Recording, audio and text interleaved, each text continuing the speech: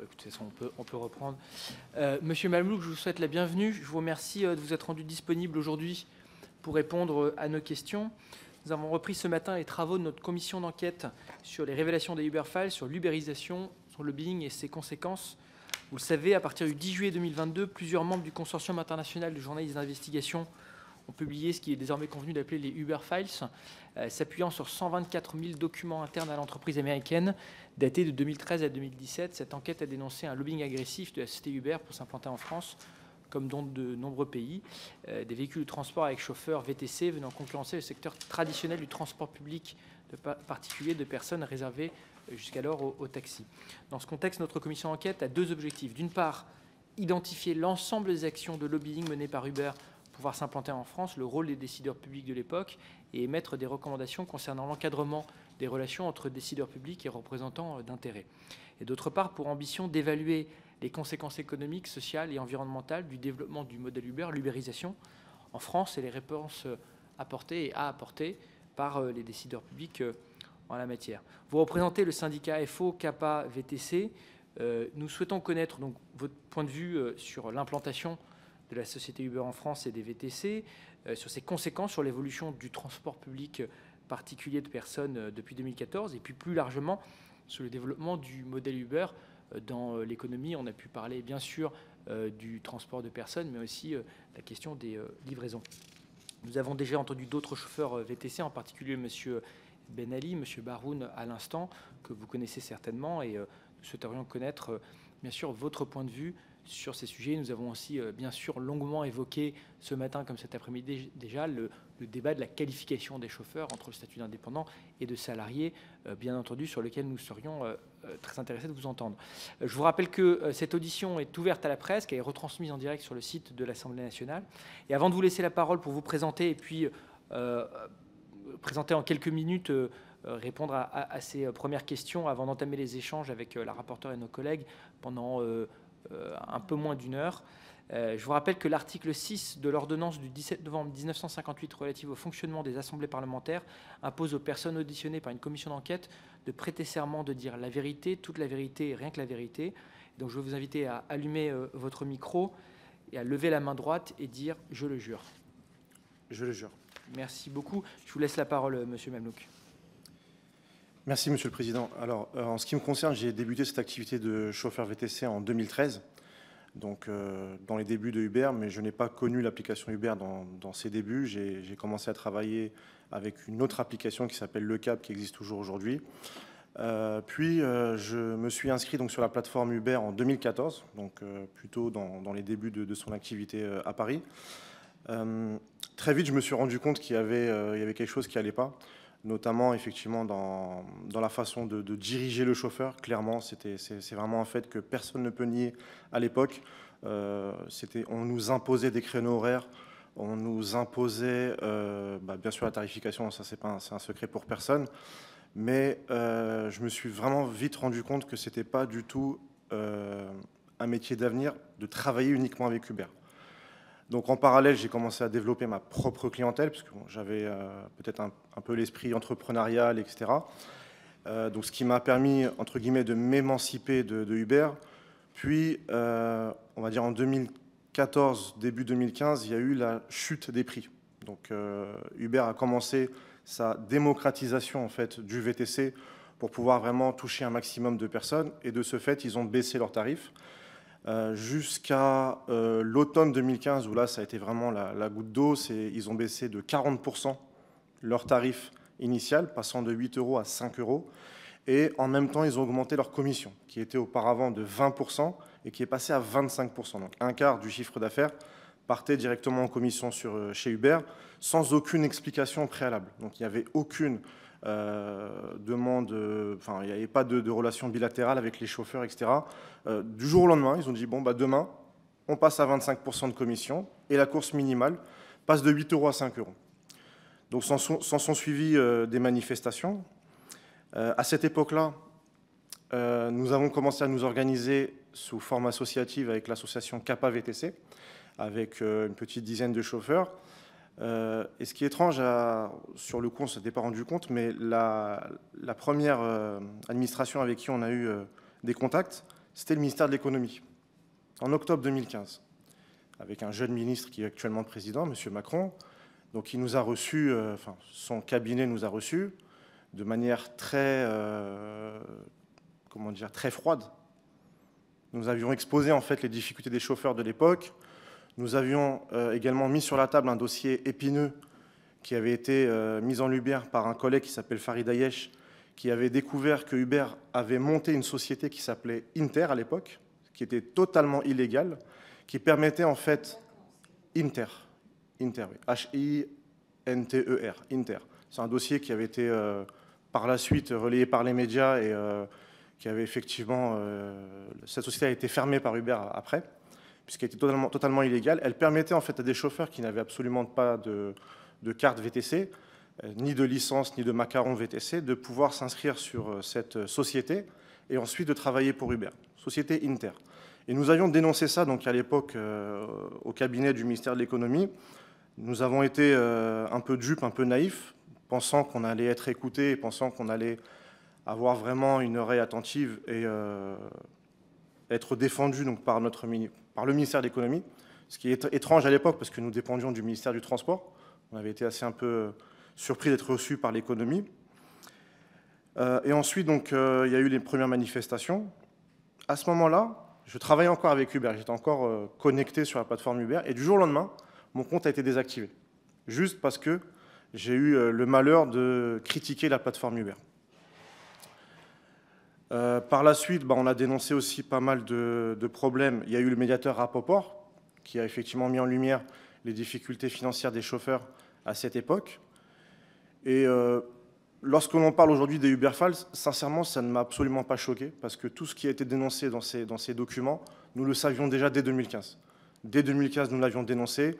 Pendant nos manifestations de 2015 et 2016, nous avions des banderoles qui expliquaient clairement que le ministère de l'économie de l'époque était en faveur de Uber, ne défendait pas ses chauffeurs, ses travailleurs, au profit d'une plateforme qui, vous le savez, je n'ai pas besoin de le répéter, ne paye peu ou très peu de charges en France, ne contribue pas à l'effort en France, alors qu'un chauffeur, lui, il doit tout payer, sa TVA, ses charges sociales auprès de l'URSSAF, etc. Et gare à celui qui va oublier de payer ses charges en France. Par contre, lorsque Uber, et ça a été prouvé, et lorsque Uber est dénoncé pour ses manquements, bien sûr, ils n'ont absolument rien, ils sont défendus par l'État. Maintenant, en ce qui me concerne, je suis désormais formateur indépendant depuis plus de 4 ans. J'ai également été examinateur à la Chambre des métiers d'Île-de-France. J'ai entendu tout à l'heure que vous parliez de l'examen et de la formation du VTC. Je suis assez bien placé pour pouvoir échanger là-dessus. Il y a aussi un mythe qui a été comment dire, mis en avant par le président qui disait que grâce à Uber, beaucoup de jeunes sont sortis de la galère. C'est absolument faux. C'est un argumentaire qui a été mis en avant par Uber et qui a été repris par le président. C'est totalement faux. Pourquoi? Parce que dans les formations, dans les examens, vous avez 80% des gens qui se présentent pour devenir VTC qui sont déjà en activité. Ils ont déjà un CDI, ils font déjà de l'intérim, ce sont déjà des travailleurs. Ce ne sont absolument pas des jeunes qui tiennent les murs, comme l'a prétendu notre président. Donc il y a ce mythe-là aussi qui a été assez blessant pour nous d'ailleurs, qui est vraiment blessant pour nous, puisque les chauffeurs, ce sont des travailleurs, ce sont des gens qui se lèvent très tôt le matin et qui vont chercher donc, leur chiffre d'affaires. Et malheureusement, ce qu'on s'est rendu compte pendant toutes ces années, c'est qu'on n'était pas du tout protégé par le pouvoir public. Et malheureusement, on en arrive là avec le Uber Files. En gros, ça ne nous étonne absolument pas.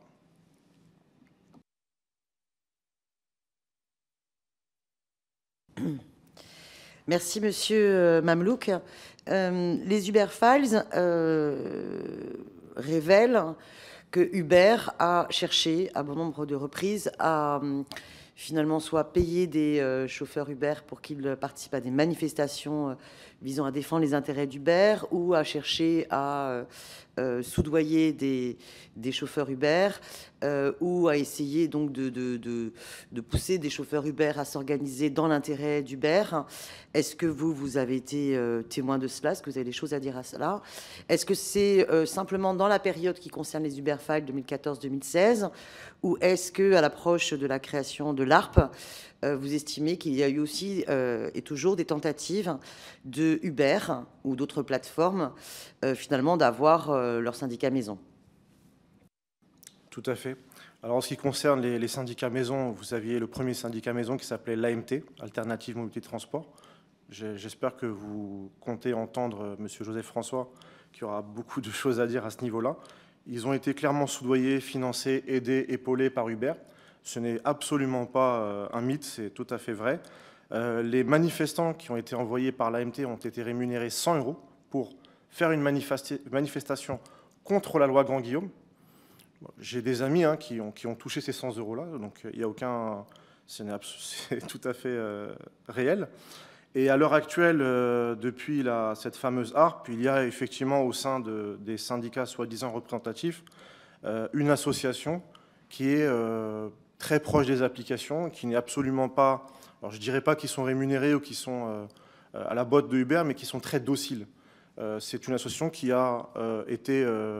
pour, par exemple, le tarif minimum, je crois, de 7 € et des poussières, qui est absolument ridicule, lorsque l'on sait que certaines plateformes proposent depuis plusieurs mois un tarif minimum à 10,04 €, alors que quand on a une association qui vote un tarif minimal à 7,60 €, on ne voit absolument pas la logique de la chose. Donc pour moi, oui, jusqu'à aujourd'hui, il y a cette fameuse façon de Uber d'avoir des syndicats ou associations qui, dans l'ombre, travaillent pour elles.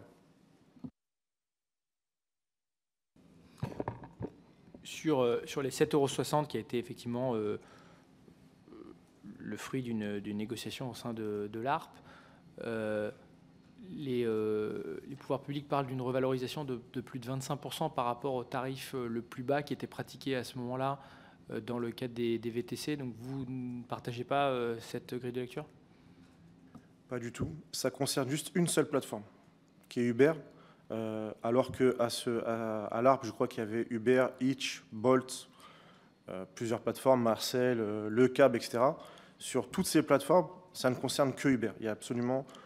toutes les autres plateformes sont au-dessus, parfois même plus de 25%, plus de 30% au-dessus de ces 7,65 €. Donc cette négociation, entre guillemets, permet au contraire de baisser en fait le tarif, puisque je pense que M. Ben Ali l'a également démontré ces jours-ci, il y a eu des captures d'écran de courses qui ont baissé depuis cette fameuse négociation tarifaire auprès de la ARP. Donc pour moi, non, c'est une mauvaise chose. Le tarif minimum aurait dû partir plutôt sur un 10 € net, puisque c'est ce qui se fait actuellement, de la part de d'autres plateformes, plutôt que de baisser à 7 € et des poussières. Il y a selon vous d'autres plateformes qui pratiquent des tarifs plus élevés que Uber aujourd'hui ? Tout à fait, la plateforme Bolt, qui est à 12,40 € donc pour le client et 10,04 € pour le chauffeur. La plateforme Hitch, qui est à 10 € pour le client et 8,50 € net pour le chauffeur. Le Cab, je crois qu'ils sont à 15 €. Toutes les autres plateformes sont au-dessus. Donc ça ne concernait vraiment que Uber. Et qu'est-ce qui explique à ce moment-là que les chauffeurs n'aillent pas massivement vers plutôt des plateformes comme Bolt et Hitch ? Alors, ce qui explique l'argument qui est mis en place, qui est défendu par ces chauffeurs-là, c'est le volume de course. C'est le volume de course qui est plus élevé effectivement chez Uber, parce qu'on sait que c'est le leader du marché à ce niveau-là. Mais beaucoup de chauffeurs quittent la plateforme Uber pour aller chez Bolt ou chez Hitch. Mais vraiment, là, il y a vraiment un regain à ce niveau-là. D'ailleurs, Uber est à 25% de commission, lorsque les autres plateformes sont à 15% hors taxe pour Hitch et à 19% pour Bolt. Donc il y a pas mal de chauffeurs qui désactivent Uber et prennent plus de courses chez les concurrents. Et donc selon vous, est-ce qu'il y a un intérêt aujourd'hui pour les chauffeurs d'être connectés à plusieurs plateformes en même temps et de pouvoir faire des comparatifs en temps réel ? Je suppose qu'il y a, je sais pas moi, plus de la majorité des chauffeurs qui ont au moins deux plateformes, et qui vont prendre des courses quand l'une des plateformes n'a pas beaucoup de clients à ce moment-là ou dans un secteur géographique bien précis. Ils vont allumer la deuxième ou voire la troisième plateforme pour pouvoir éventuellement prendre des courses plus rapidement. Ça, c'est un comportement qui présume tout de même une forme d'indépendance dans le comportement du chauffeur, plutôt qu'une subordination directe ou un lien de salariat qui, évidemment, présupposerait une exclusivité dans le rapport avec la plateforme. Alors certains ne sont connectés que sur Uber. Alors, je vous donne l'exemple de quelques-uns qui peuvent être amenés à travailler avec plusieurs plateformes, mais beaucoup de chauffeurs ne travaillent exclusivement qu'avec Uber. Je questionne souvent des chauffeurs avec qui je suis en relation, et moi-même je suis chauffeur toujours, et je peux vous garantir à 100% qu'il y a des chauffeurs qui n'utilisent que la plateforme Uber, justement par ce volume de courses. Ils n'ont même pas le temps d'aller comparer les autres, ils sont en course et ils reçoivent encore une course prochaine alors qu'ils sont encore avec le client. Donc ils n'ont même pas le temps de comparer les prix et de voir quelle plateforme est la plus intéressante. Ils sont bombardés en fait de courses. Et donc selon vous, il y a quand même une majorité de chauffeurs qui sont sur au moins 2 plateformes pour pouvoir faire un arbitrage entre le volume et le prix? Alors, je n'aurai pas le chiffre exact par rapport à ça, ça peut se retrouver au niveau des statistiques, mais un grand nombre de chauffeurs, oui, travaillent avec plusieurs plateformes pour pouvoir justement prendre les courses là où elles sont les plus intéressantes. Je pense que si la loi Grand-Guillaume et son article 2 étaient appliqués, on aurait ces données-là. Mais aujourd'hui, on n'a pas ces données-là. Aujourd'hui, il me semble que les autorités n'ont pas les données sur le nombre précis de chauffeurs, pour quelle plateforme ils travaillent et quel est le nombre de courses, alors que ces données-là devraient être exigées par l'application de la loi Grand-Guillaume, non? Tout à fait, on l'a dénoncé dès le début, l'article 2 a été bloqué vous savez par qui, depuis des années, et on attend toujours, mais c'est assez surprenant d'ailleurs. La loi Grand-Guillaume a presque 6 ans maintenant, a quasiment 6 ans, oui, et bon, ça n'a pas forcément évolué.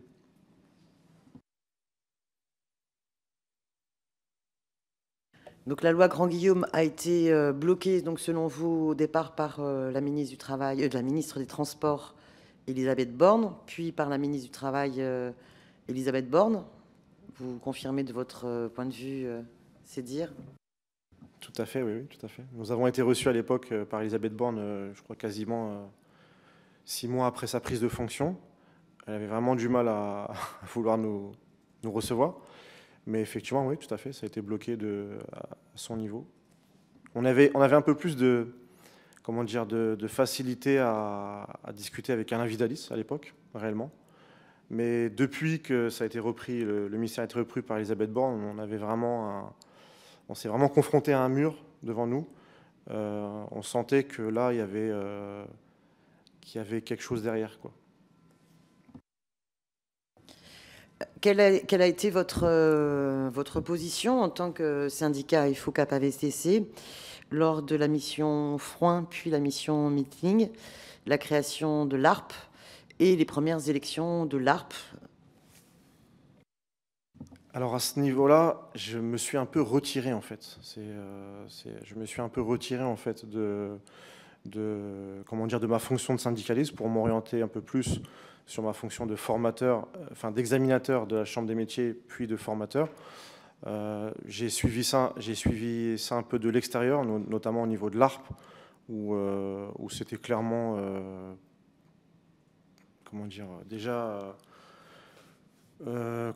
peu pipi à l'avance, quoi, si vous voulez. Pour moi, sincèrement, quand j'ai vu les associations et syndicats qui se présentaient à cette élection, j'ai tout de suite compris que ça allait être en faveur des plateformes, en faveur d'Uber notamment. Donc c'est pour ça que je ne me suis pas plus impliqué là-dedans. J'ai tout de suite compris également la position de M. Ben Ali, qui n'a pas voulu se présenter donc à cette élection. Que pour moi c'était... Et puis là on voit le résultat de toute façon. On ne s'est pas trompé, on a vu vraiment le résultat avec ces négociations ridicules. Voilà. Vous nous avez parlé de l'AMT. Votre avis sur l'AVF, la FFE VTCGR ou l'Union des indépendants qui siègent à la HARP?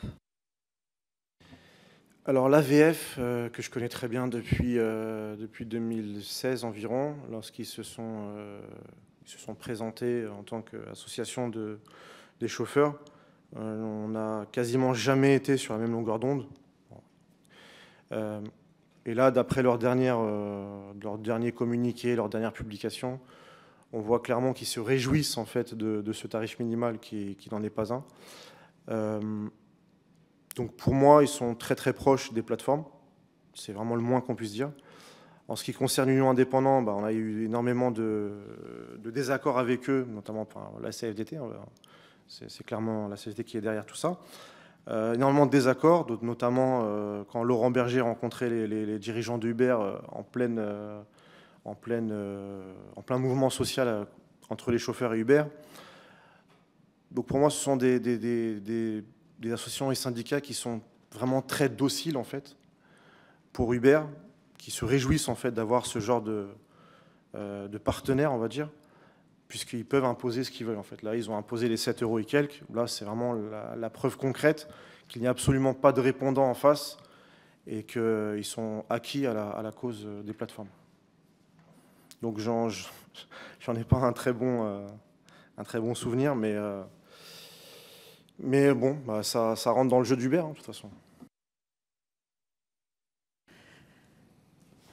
Suite au prud'homme qui a été gagné par les VTC à Lyon et qui ont condamné Uber à 17 millions d'euros pour dommages et intérêts pour non-respect du Code du travail, les chauffeurs VTC ont écrit à l'inspection du travail pour demander à ce qu'elle contrôle Uber pour travail dissimulé.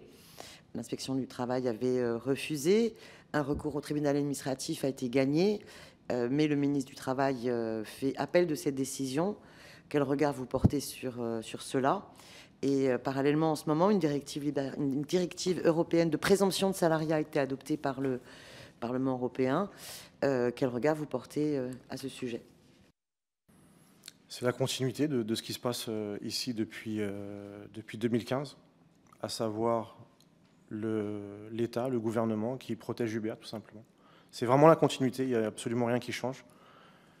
Donc pour moi, je ne sais pas ce qu'il faut pour dénoncer tout ça. On a tout mis sur la table, tout a été prouvé que Uber ne respecte pas les lois, que même lorsque Uber perd dans les tribunaux, vous avez un ministre, vous avez une députée qui vient sauver la peau de Uber. Donc c'est clairement ça ce qui est en train de se passer aujourd'hui, et c'est clairement ce qui se passe depuis 2015 dans notre pays. Laissez-moi vous interroger sur la question du tarif minimum. Je comprends que ça reste trop faible selon vous, mais j'essaie de m'interroger sur sa pertinence par rapport au marché. Il me semble que le tarif minimum pour les taxis est de 7,30 €, donc celui pour les VTC, dans le cadre des négociations de la HARP, est de 7,65 €. Donc, est-ce que vous considérez qu'il est trop faible pour tout le monde, parce qu'on ne peut pas considérer qu'il soit plus faible, dans le cas il est en l'occurrence plus élevé aujourd'hui dans le cas des VTC que dans le cas des taxis. Donc on ne peut pas vraiment considérer que ça avantage plus une profession qu'une autre, mais que après on peut considérer qu'il est trop faible dans l'absolu, mais qu'il ne soit pas biaisé en faveur d'un des acteurs plutôt qu'un autre. Alors ce qu'il faut savoir déjà, c'est que lorsque vous commandez un VTC, il n'est pas en bas de chez vous. C'est-à-dire qu'il est à 2 km, 3 km, il va rouler pendant 10 minutes, 15 minutes peut-être pour venir jusqu'à vous. Pendant ce laps de temps, il travaille, mais il n'est pas payé. Ce temps d'approche n'est pas payé. Le temps d'approche d'un taxi est payé. Vous avez des frais d'approche qui sont plafonnés aujourd'hui à Paris à 4 € lorsque vous réservez immédiatement un taxi, et à 7 € lorsque c'est une réservation à l'avance d'un taxi. Ça, c'est la première chose. Un taxi, quand vous le prenez sur place, vous le prenez dans une station de taxi, et là, effectivement, la course minimale sera effectivement de 7,30 €. Mais le VTC, généralement, il n'est pas en bas de chez vous. Il va rouler quelques temps gratuitement. Ça, c'est la première chose. Ensuite, mis à part le tarif minimum, c'est vrai qu'on parle beaucoup du tarif minimum, mais ce qu'il faut voir également, c'est ce qu'il y a derrière. C'est le tarif au kilomètre et le tarif à la minute. Si vous regardez dans chaque département de France, le tarif euro-kilométrique d'un taxi est tout le temps plus élevé que celui d'un VTC. Ça, vous pouvez vérifier sur les sites des préfectures. Donc, mis à part le tarif minimum, il y a les tarifs derrière qui sont absolument trop bas chez les plateformes et qui ne permettent pas à un VTC de gagner pleinement sa vie en travaillant uniquement avec les plateformes.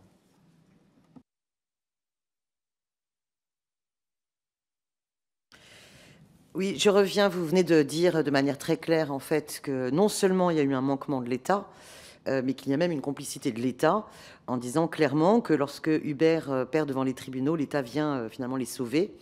Quel regard portez-vous, avez-vous porté lors de la création de la HARP, lorsqu'il a été donc décidé que pour présider la HARP, il fallait avoir recours à Monsieur Bruno Mettling, qui par le passé avait travaillé pour la société Topix et avait donc été en cela rémunéré par Uber. Toujours pareil, la continuité. C'est exactement ce que j'ai ressenti. Tout simplement que cette HARP ne servait absolument à rien. Dès lors qu'elle était présidée par un ancien, entre guillemets, lobbyiste ou partenaire d'Uber, pour moi, ça n'avait absolument aucun sens. Et là, ça a vraiment confirmé mes pensées de l'époque. C'est que Uber, entre guillemets, je ne vais pas dire maîtrise tout, mais derrière, il y a toujours Uber, en fait. Il y a toujours Uber, là, on le voit vraiment avec cette personne-là. Donc pour moi, c'est pour ça que le HARP, ça m'a pas du tout intéressé. Dès lors que je savais cette réalité, je m'en suis complètement éloigné.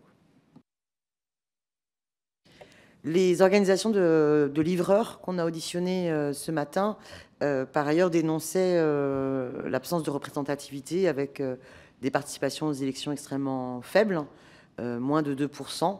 Est-ce que vous portez du coup le même regard là-dessus? Tout à fait, oui. Tout à fait. Je crois qu'on est à 3 ou 4% à peine de personnes qui ont voté. Donc absolument pas du tout représentatif de la profession. Que ce soit l'AVF ou que ce soit Union Indépendant ou encore les autres. Les seuls qui sont vraiment représentatifs par rapport à leur secteur géographique, c'est la CIL, qui a eu beaucoup de voix donc, par rapport aux chauffeurs lyonnais, à CIL, qui a eu beaucoup de voix par rapport à leurs chauffeurs, donc uniquement basés sur la région de Lyon. Mais sinon, tout ce qui est AVF, Union Indépendant, ne représente absolument personne. Si vous interrogez des chauffeurs sur le terrain, ils vont vous dire qu'ils ne leur font pas confiance et qu'ils ne les représentent pas du tout.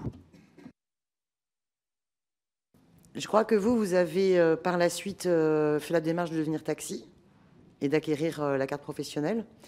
Est-ce que vous seriez pour un retour aux deux professions antérieures, taxi, grande remise, avec une répartition différente en fait des métiers et des cibles? Voilà, quel est le regard que vous portez en fait, ou quelles recommandations vous aimeriez faire sur la régulation de ce secteur du transport à la personne à titre onéreux? Alors effectivement, en ce qui me concerne, j'ai la carte taxi depuis environ 2 ans, mais avec laquelle je n'ai jamais travaillé. Je suis toujours en tant que chauffeur VTC. Un retour à ce qu'on appelait la grande remise, aujourd'hui, ce serait très compliqué, faut dire ce qui est, mais il faudrait vraiment une meilleure régulation au niveau des plateformes VTC, c'est indispensable, puisqu'on a l'impression qu'on est en train de retourner sur l'ancien système à l'époque des capacitaires. Je pense que si vous fouillez un petit peu plus à l'heure actuelle, vous verrez qu'il y a réellement le même problème. Il y a réellement le même problème avec, je vais vous dire juste un terme que les chauffeurs connaissent parfaitement, le terme rattachement. Voilà. Je vous laisse après, de votre côté, regarder ce que c'est. Mais on est en train de retourner en fait sur le système des capacitaires, qui était un système illégal et qui a été pleinement exploité par Uber à l'époque. Et là, on est en train de retourner sur ce même système, donc le système de capacitaire, donc avec des gens qui ont des licences VTC et qui vont inscrire des chauffeurs sur leur compte licence VTC, registre VTC, sans absolument aucun contrat de travail, sans aucune protection, sans fiche de paye, sans déclaration à l'URSSAF. Donc on est en train de revenir au système de 2014-2015, suite à la fin de Uber Pop. Et Uber en est parfaitement conscient, ils le savent très bien et ils l'exploitent. Ils savent très bien qu'ils ont énormément de chauffeurs qui ne sont ni déclarés, qui n'ont ni contrat de travail, ni déclaration à l'embauche. Et que font les bauers? Alors les bauers, lors des contrôles, oui, les bauers, donc effectivement, c'est la police du T3P, donc c'est la police qui est uniquement dédiée aux taxis, VTC et aux motos. Certains bowers, lors des contrôles, notamment aux aéroports, lorsqu'ils constatent que le chauffeur a un macaron qui n'est pas le sien, qui est au nom d'une entreprise tierce, certains bowers vont demander le contrat de travail ou la DPAE. Certains l'ont, mais derrière, la DPAE, c'est la déclaration préalable à l'embauche. C'est l'ancienne DUE. Et donc, c'est ce qui devrait normalement être le cas de tous les chauffeurs. Lorsqu'ils sont salariés en fait, d'une entreprise, ils devraient avoir une preuve de ce salariat à bord du véhicule. Et lorsqu'ils constatent que le chauffeur n'a absolument aucune preuve de salariat, il y aurait, a priori, il y a eu d'ailleurs, des enquêtes qui ont permis de remonter jusqu'à certaines sociétés qui employaient énormément, entre guillemets employaient, ce genre de chauffeur. Et c'est ce qu'on appelle le rattachement. Et c'est tout à fait illégal, mais c'est très très connu de la part des chauffeurs et connu de la part d'Uber qui ne s'en prive absolument pas. L'Uber ne demande pas en fait les contrats de travail ou les DPAE des sociétés avec lesquelles elle travaille. Elle ne demande absolument pas. Elle rattache des chauffeurs sans leur demander si ces chauffeurs sont en règle.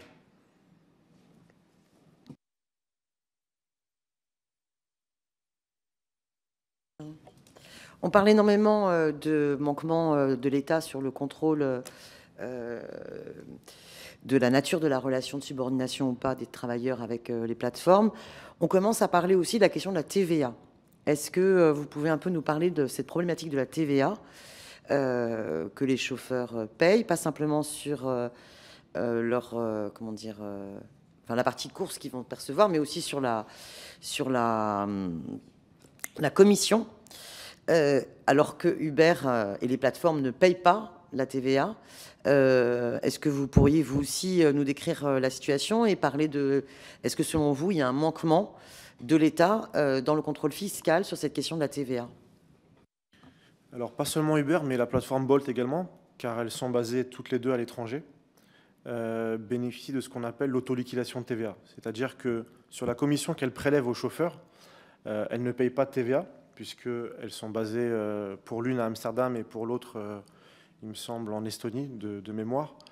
Donc c'est aux chauffeurs en fait de payer cette TVA que l'État ne prend pas donc, sur Uber et Bolt, à savoir sur la commission de 25% et de 19%.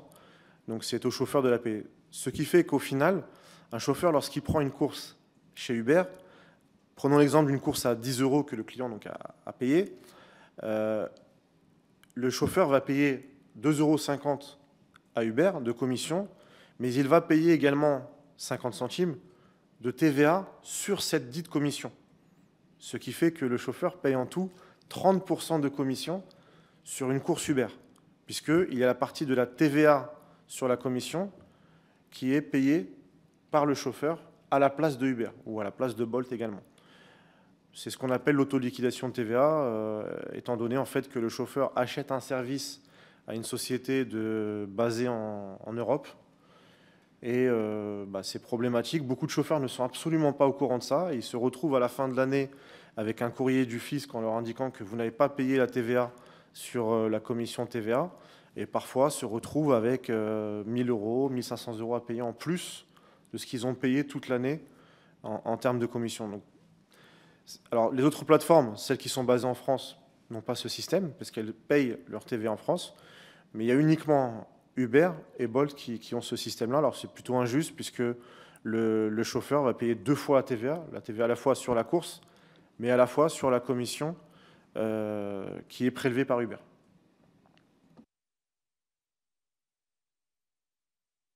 Et d'ailleurs, pour revenir là-dessus, est-ce que vous pouvez nous décortiquer justement les principaux éléments en fait, de la structure de coût pour un chauffeur Uber? Donc vous avez la commission que vous payez à Uber, vous avez la TVA. En fait, quel est le taux de marge aujourd'hui en moyenne pour un chauffeur Uber? Alors, ça va dépendre de plusieurs critères, puisque ça va dépendre notamment si le chauffeur a son propre véhicule, s'il est propriétaire de son véhicule ou bien s'il est locataire. Mais on peut partir à peu près sur une moyenne, sur son chiffre d'affaires. Grosso modo, il va lui rester peut-être 25%, vraiment au titre de sa rémunération s'il maîtrise bien ses coûts. Donc après, il faut voir ce qu'il a comme type de véhicule. Est-ce que c'est un véhicule qui consomme, qui ne consomme pas? Ça va dépendre également de son statut juridique. Est-ce qu'il est en auto-entrepreneur ou est-ce qu'il a monté une SASU? Mais généralement, sur une course, il va rester environ 25% seulement dans la poche du chauffeur, ce qui est vraiment très peu au vu des heures et au vu du boulot que c'est. Ce qui reste dans la poche, c'est vraiment très très peu. Et 25%. Vous pouvez m'expliquer sur le statut juridique, selon auto-entrepreneur, SASU, ce que ça va représenter comme différence? Alors, si vous êtes auto-entrepreneur, vous avez grosso modo 25% de cotisation sociale. Donc, imaginons que vous faites une course à 10 €, vous avez 2,50 € qui partent à l'URSSAF, 2,50 € qui partent chez Uber, plus 50 centimes qui partent au titre de la TVA. Donc, vous avez déjà 5,50 € sur les 10 € qui sont partis. Ensuite, vous avez l'assurance pro, qui coûte en moyenne 200 € par mois au chauffeur.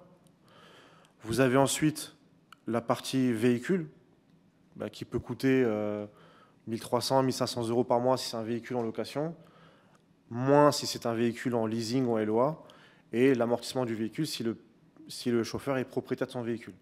Donc il va rester facilement, il va y avoir facilement 75% de cette course qui va partir dans les charges. Et la location, elle se fait auprès de prestataires habituels ou même directement auprès des plateformes? Directement. Alors vous pouvez la faire directement auprès des plateformes, c'est-à-dire que quand vous allez dans les locaux de Uber, vous allez trouver des loueurs qui sont directement installés dans les bureaux de Uber, qui vous proposent des locations de véhicules. Non, vous ne louez pas ou vous ne le louez pas auprès d'Uber, mais auprès d'une entité externe. Mais ce ne sont pas des loueurs classiques, ce n'est pas Europcar ou autre, ce sont vraiment des loueurs qui sont spécialisés dans ce type d'activité. Et en moyenne, il faut compter environ 1300 € par mois pour louer un véhicule plutôt classique, plutôt économique. Et après, ça peut aller jusqu'à des sommes atteignant les 2500 € pour des véhicules de grande capacité, comme les vannes par exemple. Mais ce n'est vraiment pas la meilleure méthode pour pouvoir mieux gagner sa vie. Et malheureusement, c'est ce qui est beaucoup mis en avant par les plateformes, par Uber, pour faciliter en fait la tâche des chauffeurs. Mais en fait, c'est un engrenage. Parce que déjà, ce qu'il faut savoir, c'est que pour louer un véhicule dans le domaine du VTC, il faut que vous le gardiez au moins 6 mois. Au niveau du registre du VTC, vous devez être en capacité de présenter un contrat de location d'au moins 6 mois. Si vous louez un véhicule de moins de 6 mois, il faut que vous ayez une garantie financière auprès d'un établissement financier de 1500 €. Donc ce que n'ont pas forcément tous les chauffeurs. D'accord. 6 mois à venir, c'est-à-dire que pas 6 mois. Ouais, il faut. Ouais. D'accord. Et comment est-ce que, donc, par exemple, donc, le 25% de marge sur le chiffre d'affaires, comment est-ce que selon vous ça se compare avec les chauffeurs de taxi qui soient indépendants ou salariés? Évidemment, quand ils sont salariés, on ne parle pas vraiment d'une marge, mais en termes de rémunération. Alors généralement, un chauffeur taxi travaille soit indépendamment de plateformes comme G7 ou Alpha Taxi. Encore Alpha Taxi, c'est encore différent, c'est une coopérative. Mais la plupart qui travaillent avec G7 ont seulement un abonnement en fait, à payer auprès de la G7 qui doit être aux alentours des 450 € par mois, si je ne me trompe pas. Et c'est tout en fait. Ils n'ont pas de commission à régler auprès de la G7. C'est juste en fait cette adhésion à la centrale radio. Et après, le 100% des courses leur revient. Donc, ce qui n'est pas le cas dans le VTC. Par ailleurs, je crois qu'il y a de moins en moins de salariés dans le taxi. Soit on a des artisans, soit on a des locataires gérants. Et donc, le statut d'ailleurs de locataire gérant est assez proche du statut de l'ubérisation. En tout cas, il était précurseur, je pense, puisque le statut de locataire gérant fait que le chauffeur de taxi qui n'a pas la propriété d'une licence va louer la licence auprès de la société de taxi qui a des licences. Et donc, il paye pour pouvoir avoir le droit de travailler. Donc, ce n'est pas la même chose que les commissions. Mais enfin, c'était quand même déjà un système précurseur de l'ubérisation, je pense. Et si vous me pardonnez la question personnelle, vu qu'on a parlé de la licence de taxi ou la carte professionnelle que vous avez prise il y a 2 ans, pourquoi êtes-vous resté à ce moment-là, vous, dans le secteur des VTC? Alors, en ce qui me concerne, comme je vous disais, lorsque j'ai commencé mon activité, auparavant, j'avais déjà des expériences en tant que commercial, en tant que dirigeant de société, etc. Donc j'avais déjà cet esprit entrepreneurial. Donc pour moi, le VTC, je peux en fait développer ma clientèle via des sites internet, via du démarchage, de la prospection. Donc je n'ai absolument pas de dépendance au niveau des plateformes. En ce qui concerne le taxi, pourquoi j'ai fait la carte taxi? J'étais examinateur, j'étais formateur, donc j'avais une facilité à l'examen. Donc j'en ai profité, je me suis dit tant qu'à faire, je vais garder la carte taxi, on ne sait jamais.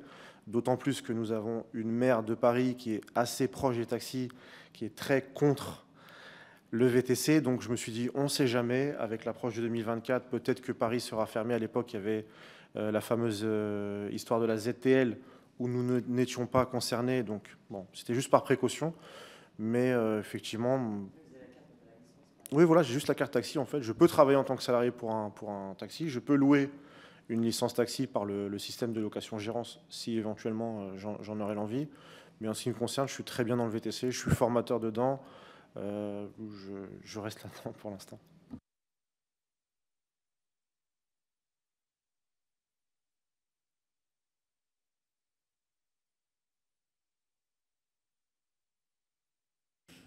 Bon, écoutez, Monsieur Mamlouk, on va vous remercier. Vous dire que si vous avez des choses que vous voulez rajouter ou des documents complémentaires à nous faire parvenir, vous n'hésitez pas à nous les envoyer, qu'il ne serait pas impossible aussi qu'on fasse appel à vous à nouveau. On a encore quelques mois de travaux devant nous. Mais dans l'attente, je vous remercie de votre disponibilité et du temps et puis je vous souhaite une bonne journée. Merci à vous aussi. Merci.